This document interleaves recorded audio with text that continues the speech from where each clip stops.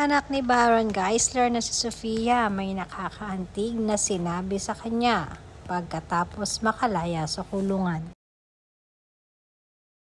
Ang aktor na si Baron Geisler ay na-detain ng ilang oras sa Cebu pagkatapos niyang maaresto ng mga otoridad dahil sa pag-violate niya ng local ordinance dahil sa pagkakalasing ito nitong nakaraang February 22. Ayon na rin sa Mandawi City Police Office spokesperson Police Lieutenant Colonel Mercy Villaro na kasama di umanong umiinom ng kanyang family members at ilang mga kaibigan, si Baron Geisler, na makareceive sila ng tawag dahil sa insidente na ginawa nito. Ayon sa Kanduman Police Station ay nakareceive sila ng tawag na nagwawala di umano si Geisler. Nakaagad naman pinuntahan ng mga pulis sa kanyang lokasyon upang siya ay arestuhin. Geisler was taken into custody for violating city ordinance or drunkenness.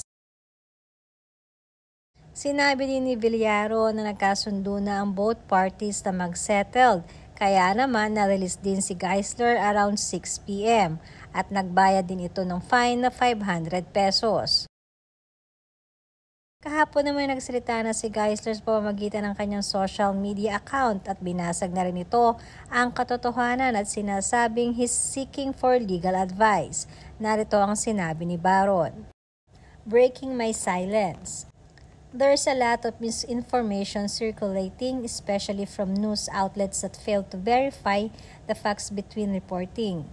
Irresponsible journalism has blown things out of proportion, creating unnecessary confusion. I want to make it clear I'm okay and I'm seeking legal advice to address this properly. To those who continue to stand by me, thank you for your support, means everything.